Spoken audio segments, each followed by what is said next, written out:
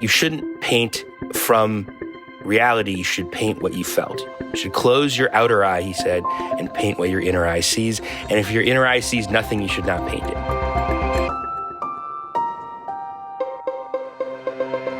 I'm Kate Brown, and this is The Art Angle, a podcast from ArtNet News.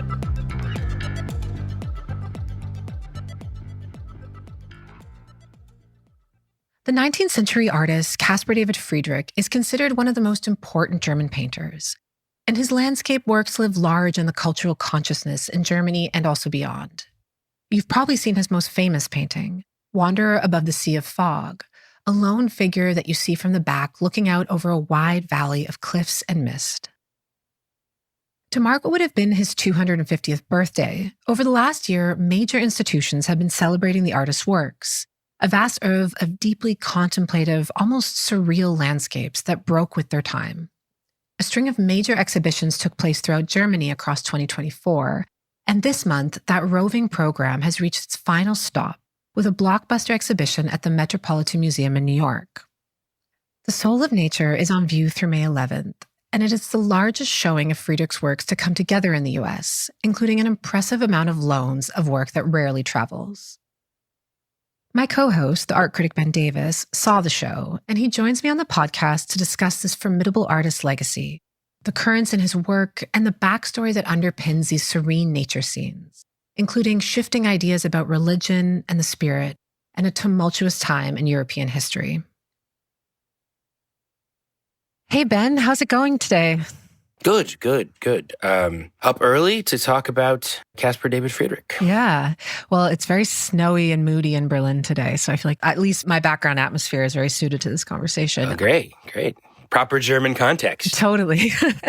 Yeah, let's dive into this iconic German painter who has this major Met show up right now that you got to see. Who was Caspar David Friedrich? What is he famous for? Well, Caspar David Friedrich, and I will not be trying to do any proper German pronunciation for our listeners. You know, if that's what you're here for, you can tune out now. But he is probably the most famous and important German Romantic painter. He was born in 1774. So this show at the Met is part of a series of celebrations to mark the 250 years since his birth. And you, Kate, you got to see some of that in Germany last year, right? Yes. So he had several shows in Germany last year that were like leading up to this Met show. And I went to the big one in Dresden, which, as we'll talk about, was a very important place for Friedrich. Right. Most of his working life took place in Dresden. And Dresden was, at that time, the end of the 1700s, is this hotbed of romantic thought. It's also, they have great art collections there, so it's a hotbed of art. So he moves there in 1798 to work and creates this very unique style of art. People listening probably know him best through the painting Wanderer Above the Sea of Fog from 1818, which is in this show. This classic romantic image of a figure on a cliff looking down into the immense expanse of nature. An extraordinary image that's been copied and referenced and memed to death. And the last thing I'd say, just kind of an interesting fact about Friedrich, is that he is the rough contemporary of J.M.W. Turner in England, who is English painter who has some similar themes of atmosphere and nature, and is an interesting comparison, I think, because he has a similar status as this painter, artist who's very famous and known, but is also kind of very English in a way that Caspar David Friedrich is very German. Like he's very much part of this like national mythology and imagery that you associate with those particular places, and their work is very specifically about place in a certain kind of way. So something in the time period that lends itself to that kind of artistic personality that I think we'll talk about. Yeah, and it's J.M.W. Turner's 250th anniversary of his birth in 2025 this year. So yeah, exactly. Yeah, exactly. We will talk later about this Wanderer Above the Sea and Fog, which is a epic painting. And I think it's in the States for the first time. This is something that is in the Hamburg collection and is a very prized possession of the German art collection. So Yeah, let's dig into German Romanticism because I feel like it's a term that gets thrown around a lot. And we all know what Romanticism means as like a general term, but it's kind of different when we're capitalizing the R, right? Sure. What's Romanticism? Yeah, really interesting concept, term, movement, whatever you want to call it. And something really exciting to me about this show is just getting to dig into that history. So I think to talk about German Romanticism, and I should say, Romanticism comes to us from the Germans. Like, it's a term that appears at the end of the 1700s in 1798. There's this little magazine, only lasts 3 issues, called the Athenaeum. These brothers, the Schlegel brothers, put it together, and they coined the term Romanticism for romantic poetry. It's this new kind of sensibility that they're advocating for that diffuses into German culture and eventually diffuses into English culture through Coleridge, takes the idea from them. And so this kind of sensibility we associate with that term comes from the Germans and from this time period. And I think to really understand it, you have to understand what else was going on, what it was reacting to. So you got to remember, the end of the 1700s is the age of enlightenment. It's this idea that there's this new spirit of reason that is in the air, that you're like kind of clearing away the cobwebs of the past, looking with the rational mind at how society should be organized, how we should think and be. And Germany is the center of that kind of thought. Immanuel Kant writes his pamphlet, What is Enlightenment, around this time period. It is also the age of revolution. So you have the American Revolution in 1776. You have the French Revolution in 1789 to 1799, when it kind of transitions into the period of the Napoleonic Wars. And that's really the period that Friedrich is coming up in, is the era of the Enlightenment and reason transforms in France into these revolutionary energies. And then that kind of becomes this whole new period of turbulence. And so Romanticism is this reaction to that. So we associate Romanticism with kind of the opposite. It's a reaction to the age of reason, and it is this embrace of a lot of different things and contradiction, actually. One of its characteristics is this sense of torment, a struggle between opposed poles. So you have a particularly intense relationship to nature, looking to the wild nature in opposition to civilization, reason, everything that the Enlightenment represents. But then you also have a lot of reference to myth and fantasy, in some cases to the past. There's a big medieval streak in German Romanticism. You'll see people in medieval costume in Friedrich's paintings and images of these ruined medieval structures that he's looking to, images of the past. So it's about this embrace of nature, the embrace of the past and fantasy, and then lastly, a new spirituality, a sense that like irrationality has left something out and that we need to embrace a kind of new spiritual sensibility. It even crosses over into kind of occultish terrain. And there's a lot of debate about, whether it's a progressive or a reactive force. But Romanticism is very interesting because I would say it's generally thought to be the foundation of the modern conception, the way we think about art. People really input a lot of their chips, a lot of their cards, a lot of intellectual and emotional investment in this idea of the individual artistic personality because of the emphasis on individual subjectivity against subjective reason. And so you get the whole sense of artists developing unique styles and having these intense investments into the production of art.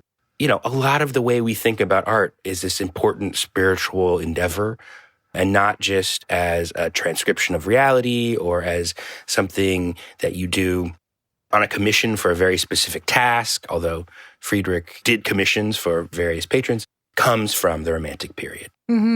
Yeah, and I think like another important aspect is the sense of melancholy, like longing and yearning. And, when we think about Romanticism as like a general term, you think about love and togetherness. And this is really a concept of like solitude, and the solitude against the idea of the infinite and a kind of lack of understanding. In the Dresden exhibition, there's this massive text piece at the beginning, which is drawn from a letter that Friedrich had written to someone. And it is this pulled quote, and it says, "Involuntary darkness enters the soul." Right. There's a darkness that is kind of being uncovered through this idea of mysticism almost. I love that, particularly because of his background. Like, the background is the Enlightenment. The idea of reason was going to clear away all the cobwebs and you could see things clearly. And in this period, those dreams yield to a much more turbulent social reality, political reality, spiritual reality. And there's an embrace of darkness, an embrace of things you can't understand and a sense of the power of the individual coming up against its limits. And you get that in The Wanderer Above the Sea of Fog, very famously, very iconically, and in a lot of other Friedrich paintings that you see in the Met show. And I think the show you saw had much more art in it. For sure. And no small wonder that Romanticism is striking such a chord right now. We're in a very turbulent time. Yeah. Art from all different time periods, strikes different chords in different ways at different moments. But I do think there's something particularly about that tormented feeling in Friedrich that is really interesting. Although I have to say he's hard to pin down. One of the things I take away from this show is that every time I think I've figured out the formula for what he's doing and what he represents, I look again or I see a painting one gallery over and I'm like, oh no, he's zagging again.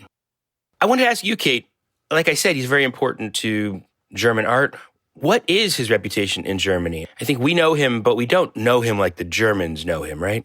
His reputation is enormous here. Like, I think you don't have to educate Germans about Caspar David Friedrich in a way. He's in the popular culture and imagination. It's him and Johann Wolfgang von Goethe, who's the most famous writer of Romanticism. And they actually knew each other and had communicated. And I think his writing has strongly inspired Friedrich's art. So yeah, last year there were several exhibitions in Germany, and there were 3 kind of major ones at 3 museums that have the largest collections of his work. And many of those loans are now at the Met. And they all had really good titles. So I'm just going to share them quickly. There was Art for a New Age at the Hamburg Kunsthalle. And this is the museum that has Wanderer Above the Sea and Fog. And this included some contemporary art. References from now. There was Kehinde Wiley in the show, for example. And then at the Old National Gallery in Berlin, which surprisingly had his first solo show of Caspar David Friedrich, which is kind of crazy considering that it's the German capital, but also they have such a huge collection of his work. And it was called Endless Landscapes, which I also loved. And then the show in Dresden, Where It All Began, was its title. And this looked at his roots and connection to the city. So these exhibitions were not introductions to Friedrich by any means, but really about deepening the understanding for the German public about what his influence is. How is the public reacting to it? They love him. And I think that it does, as we were talking about, it taps into some really core tenets of German self-understanding, which, throughout history has had some very dark moments, and we'll get to that later. But on the whole, it was really, really well received, all the exhibitions. I'm curious, so what was in the Met show? Can you walk us through it a bit? Sure. It's smaller than what you get in Germany, but it's still the most I've ever seen of this artist in one place, and probably that you will ever see of him in one place here in the United States. It's about 90 paintings and drawings. I have to admit, I knew the images from reproduction. I knew the highlights. I had not seen them up close. You enter the show, and the first thing that really struck me and that I'll take away from the show is it begins with his drawings, these sepia ink works. And I didn't know this side of his work at all, but this was his medium until quite a while into his career, into the early 1800s. And these are lovely works. They're beautiful, yeah. And really something that you have to see up close. I mean, when you walk in, you see these landscapes and they look like sepia photographs, and then you walk up close to them and they're just made of these tiny little ink details, these very delicate modulations of ink, and they just have a just incredible ghostly presence, I feel like, and an incredible craft to them that blew me away to see them.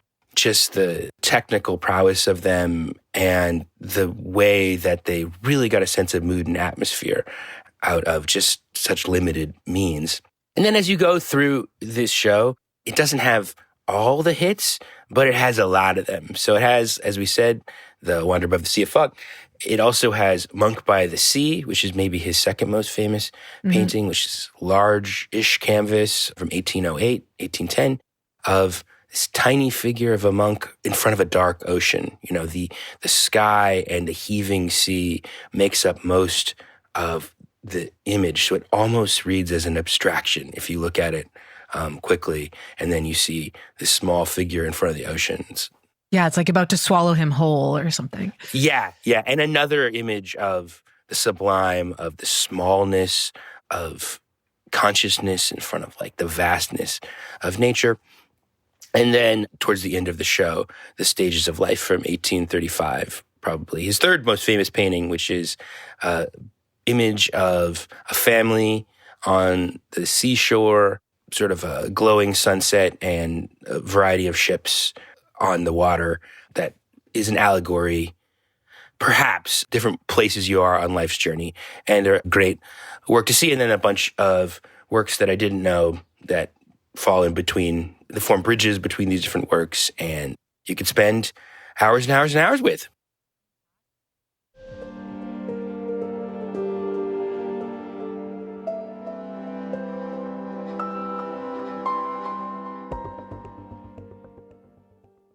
It's a little bit different from the show in Dresden. I was going to ask, yeah. Yeah, the focus on that, as I said earlier, was really looking at his connection to the city and its state collections, as you mentioned. And so on, once you walk through, the Rückenfigur is like the Wander Above the Sea and Fog is right at the front. They kind of like, boom, get it out of the way. And then they like dive into all of these other thematics in his work and relate it to the collection, which was fascinating because it was almost a time capsule of what he would have seen. And he went to that museum and looked at those collections a lot and was heavily inspired from them, which is something that, I definitely didn't know. And that had an interesting effect on me. Like, for example, there was this Swiss portrait painter, Anton Graf, who painted all kinds of rich and powerful people at the time. And they had some landscape paintings of his in the Dresden State collections. And you could see how much Friedrich had borrowed from these paintings or was inspired by them. Friedrich is a very good draftsman. As you said, his drawings are really beautiful. There's some painters out there that are technically better than him, and maybe Graf might be one of them. But what Friedrich does with those paintings is he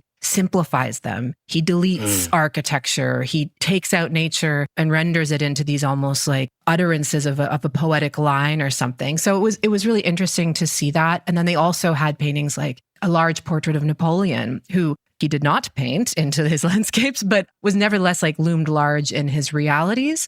So yeah, you could really see the sort of remix capabilities of Friedrich and how he almost made these classics like more catchy. It was a great show. I love that, to be able to see what he borrows from other people and how he's taking things. Because that's, like I was talking about, just when I think I've got him pinned down, you see something else. Something I really get out of this show is that these paintings, they have this incredible feeling of looking at a real landscape. They almost feel photographic in that there's these like extraordinarily like weird bits of weather events that he captures, or odd, eccentric, tortured landscapes that just feel like, whoa, this is as if you were seeing some really strange scene. And then you kind of do realize that some things aren't real places, that he is actually taking things he's seen and collaging them together to create the sense of something that's more intense and real than reality. So they have this sense of pulling you in two directions, like a very vivid experience, but then also kind of fantasy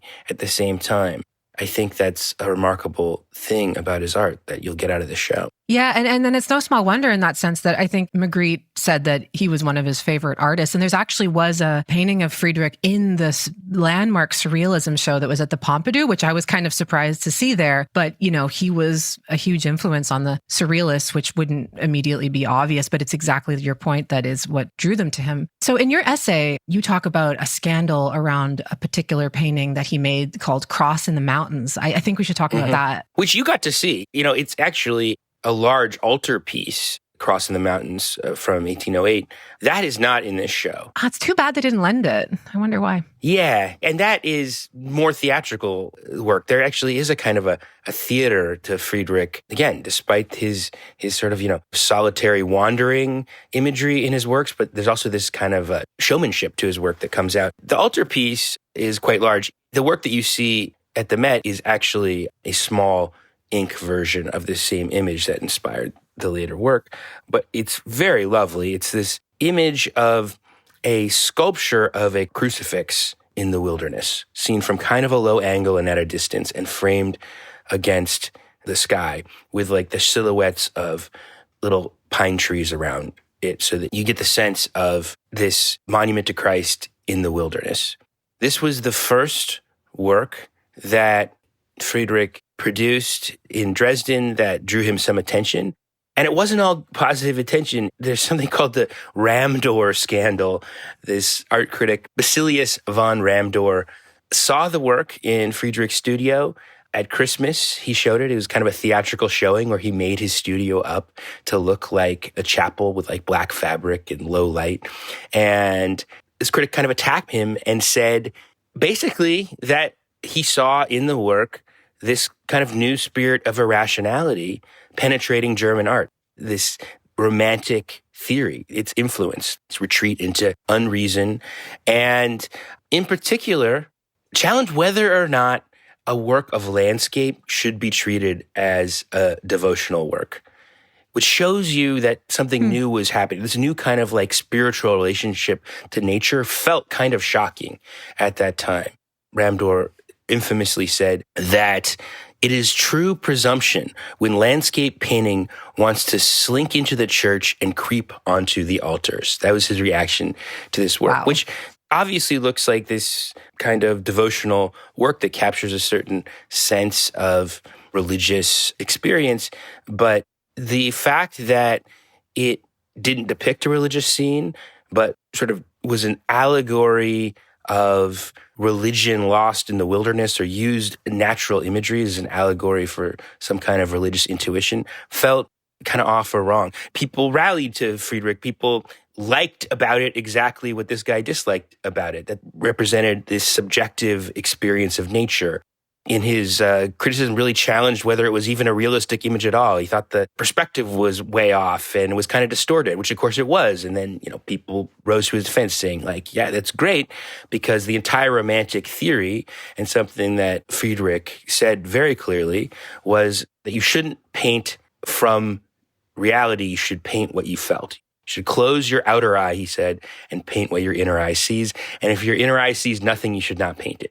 So people really found that in this image, and that controversy, as controversies often do, announced a new sensibility coming onto the scene and made him then what he continues to be today, which is kind of the archetypical romantic German painter. Yeah, that painting was very striking. I saw it in Dresden, and what struck me about it was how, and maybe this is what this critic had an issue with, but the cross is sort of obscured in darkness and almost secondary to this very cinematic, almost like borderline ridiculous looking beams of sunlight that are coming from the like sunset below. And, I think that tension between like the idea of Christ and then the idea of God as in sort of a total infinite concept almost was like too much, perhaps, for some people. So that's really interesting. I'm glad you get into that in your piece. But we should talk about like landscape painting, as this critic brings up, creeping into the churches, how dare it. What was distinctive about what Friedrich did with landscape painting and his relationship to nature from your perspective? First of all, there's just this very romantic idea that nature was full of spirit, and that your goal was to paint what you felt about it and not what it was.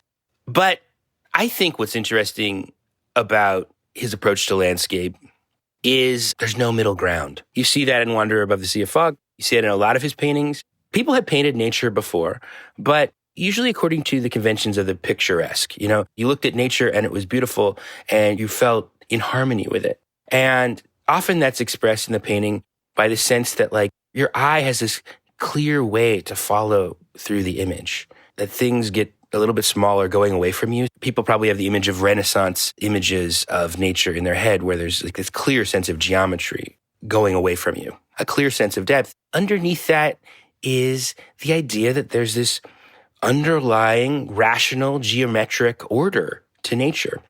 And one of the things that's notable about Friedrich's paintings is that there's often no middle ground. You go straight from a foreground to a background in a way that at the time, less so today because we're so influenced by his way of seeing, but was very jarring to people and gives them this real feeling of drama that puts them more in touch with the aesthetic sensibility we call the sublime, which is less an experience of beauty and harmony, but more an experience of feeling the intensity and danger, awesome might of nature, feeling small in front of the awesomeness of nature. So there's often no middle ground in his paintings. I think that's really interesting.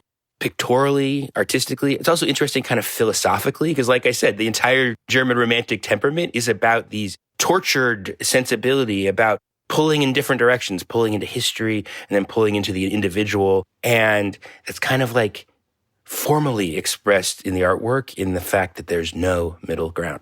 Oh, that's so interesting. And I'm curious, like, what was one of your favorite paintings in the show? Was there one that you thought did that in a particularly striking way? Well, it's not one example of that particular effect, but a painting that I hadn't known before was this painting called Morning Mist in the Mountains from 1807, 1808. It's actually a very early oil painting by him, so it almost still looks like one of his ink works. The colors are very muted. And it's of this mountain peak, like almost covered in mist. So it's like you can just barely see the actual rocks and the trees poking through it, almost abstract. And so it's sort of the same thing in a way, in that where your eye rests is a little bit uncertain, and it just really captures this huge sense of drama. Were there any particular works that captured your imagination?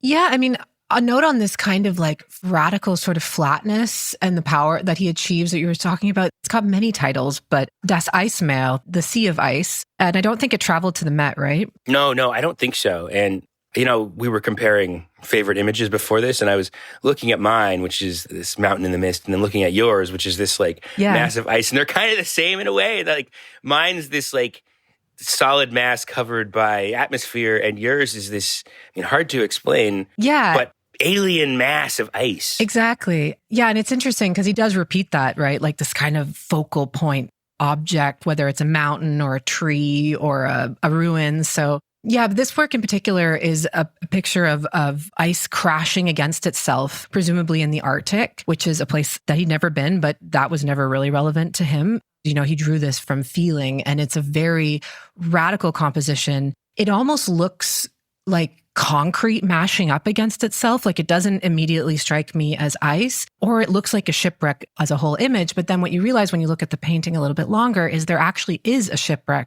and it's very small. It's off to the right of the painting, and it's about to be swallowed completely underneath these like massive, heavy pieces of ice. It's a really radical painting. And actually at the time, it confounded people and nobody bought it. Like he was very popular for a while, and, royal members were snapping up his works. He was like the hot thing, but this painting, nobody bought that one, which is crazy because now it's apparently so precious. It couldn't even travel to the Met of all places. And yeah, it's a really powerful commentary on the power of nature, and it's very doomy in a way. And some people say that it was actually a commentary on the political situation in Germany at the time, which he saw as like very frozen and about to be kind of like subsumed into total darkness and death. I definitely want to say something about the political background of all this. And just to say, in the painting, I like the mountain in the mist. There's also a tiny little cross that you barely see. You see this powerful forces at first, and then you see the tiny little human presence standing out, but almost being swallowed up by them. And I think that's sort of important allegorically, if you like, because this really struck me. And it sounds like in the German shows, maybe just German, because of German history, Germans are more aware of this, but that there was, you said they had an image of Napoleon in the show to kind of give some historical context for his time. That's maybe mentioned, but not really strongly present in the Met show. And the thing about Caspar David Friedrich, his entire life, the fertile part of his career in Dresden is this titanic time of change historically. Mm-hmm. I mean, just absolute chaos and madness, that Napoleon invades the German lands. At this point, there is no Germany, really. There is a grouping of many city-states. Germany is, in some ways, a backwater. There's this great sense amongst German intellectuals, artists of provincialism, that we're a bunch of squabbling little territories. We can't stick up for ourselves, and so on. And Napoleon rolls in there. There's huge combat. Napoleon occupies a large part of Germany. The German wars of liberation kick him out.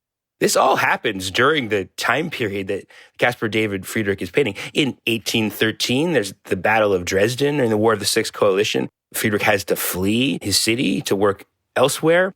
So you don't see a lot of this. I mean, they actually, in the catalog, say it's like he deliberately focuses on pristine nature, almost as he's looking away from human events. And I do think there's something in Romanticism People sometimes talk about it as a proto-German nationalism because we're focusing on these kind of spiritual traditions and looking to a Gothic heritage that Germanic peoples have in common. Romanticism is part of the process of becoming aware of kind of deeper historical forces that might unite these kind of squabbling little territories. But at the same time, there's a sense of kind of looking into the self, into nature at a time when, civilization feels very fraught, kind of escapism, if you will. But what I think is interesting about that is it's almost, if you want to use a psychoanalytic term, there's like a return of the repressed. Because I think what makes his nature images feel so engaging to us is that they're not harmonious images. They're these stormy images, these images of like the land shaped by these intense forces and like the weather captured as this very dynamic thing, like just as if you captured this very fleeting moment, like you had this very intense sense of time passing. The Holy Roman Empire of Charlemagne, which had been around for 1,000 years, was the kind of base unit for all these Germanic states, came apart under the pressure of Napoleon's invasion at this time. And so I imagine that when people were looking at that image that I talk about of the mountain in the mist, in this like ancient piece of German terrain that's like being strafed by clouds and you can barely see what's going on underneath it. I imagine part of like just what was in people's heads when they would have seen it would be like that sense of, like forces battering the land. And I think that's all in there. And the best way to know that that was all in there, and that was part of the energy that people were getting from Friedrich's painting, is the fact that when they kicked out Napoleon and when the German states reconfederated and things calmed down a little, he fell out of fashion. Mm-hmm. Art tastes changed. People thought he was too gloomy, too tortured, and he died in poverty, being rather unpopular again, which shows that the dynamism of the times, the stress of the times, even though he's kind of looking away from it in the paintings, is also part of what makes them interesting. We'd be remiss if we don't talk about Wander Above the Sea and Fog and why this painting is so iconic. So maybe we can just briefly get into that before we wrap up, because it really is one of the most famous works around. Yeah. I saw this painting in the show and I, of course, know the image in my head. But yeah, really seeing it up close, I did notice some things about it that stay with me. And mainly, I think it really is this classic image of confronting nature. It's such a powerful image in the sense that the wanderer is a classic romantic trope. The idea of being homeless, of wandering, of being a spiritual wanderer is a big trope. So there's something kind of fanciful or literary about this image. But clearly its appeal is like this confrontation with nature. He's on a cliff. Like there's this feeling of danger to it, right? Mm-hmm. Yeah. I mean, nature was very threatening at the time, actually. Yeah. And so I think that sort of sense of the power of nature, of being small in front of these bigger forces, is a big part of the image. But then when I'm looking at the image at the Met, I suddenly was focusing on his costume. He's wearing this green velvet suit. And, you just suddenly think like, he doesn't belong here. You didn't hike to this mountain. This is a totally fantastical image. It's like a fashion image, of like someone in fashionable clothes that stands out against the background of the nature around it. And I started thinking about it. It's like, it must be really cold up there, but this guy's bareheaded and it's really posed. And you can see his hair kind of blowing one way and the mist blowing another way below him. So I just look at it and I just suddenly had a great sense of its artifice and the theater of it. And I think, of course, that is part of what connects us to him, is just he does have this showiness to him. I mean, that mist down there in the valley below him, it's image of nature and atmosphere. But then I was also thinking, it's kind of like smoke, it's kind of like fog effects, in dramatic movie. There's something really theatrical about it that I connect with. And I think some of his paintings almost verge on kitsch. They're images of this drama crosses in the wilderness where the sun is flaring and looks like a cross itself. And it looks like the cover of a Christian rock album or something like that. And I kind of like that, though. I think that he's always verging on taking you really far down into one thought and then crossing over into another. And I think there's something really interesting, really modern about that. Really is a space for infinite thought and very, very enjoyable. Well, thanks, Ben. This has been a fascinating deep dive, and I'm excited to see the show at the Met. And, if you come to Germany, we can go on a hike around Dresden and you can stare into the abyss of the cliffs of Saxon Switzerland, where Friedrich made some of these paintings. Well, that, Kate, would be truly sublime. That's it for this week's episode. If you like what you heard, you can subscribe to the show on Apple Podcasts, Spotify, or wherever else you get your podcasts. Also, take a moment to rate and review us. It will help other listeners discover what we're doing. The Art Angle is produced by Sonia Manalili with contributions from Kate Brown, Ben Davis, Carolyn Goldstein, and Naomi Ray. Thanks for listening, and see you next week.